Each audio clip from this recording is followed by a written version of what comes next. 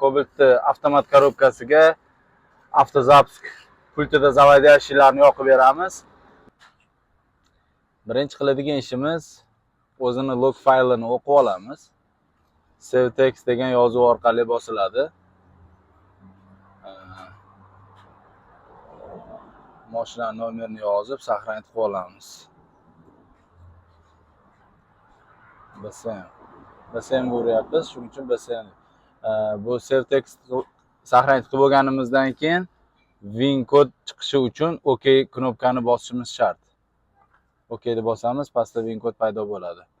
Va chiqib o'zimizni Zash BSM programmamiz orqali qilamiz buni. Ochamiz programmani. Xo'p, programmamiz ochildi. Birinchi qiladigan ishimiz fayl tanlash knopkasi aktivni turadi. Bular mana ne aktivni turibdi? Bular aktivni. Aktivnisini bosamiz, fayl tanlash. Va log faylimizni topib olamiz. Mana hozirgi mashinamiz log fayli.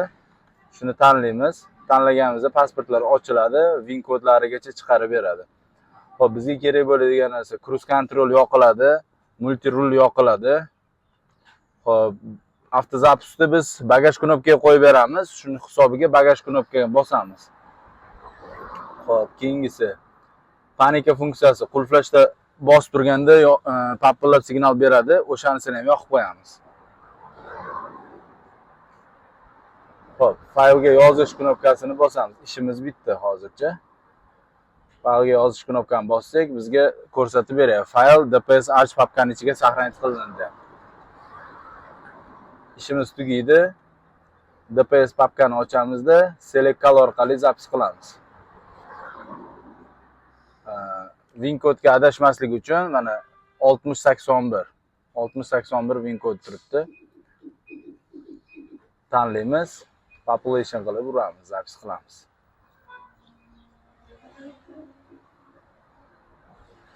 Population v2 da qilib programni bosamiz. Uspeshna bo'ldi programmamiz.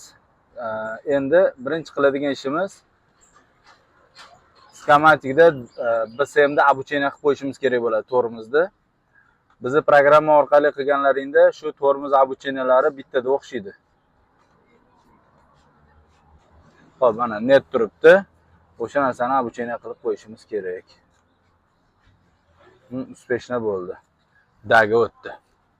Xo'p, ishimiz bitdi hozircha. Xo'p, Cobalt mashinamizning ishlarini ham tugatdik. Tablolariga programma urib berdik.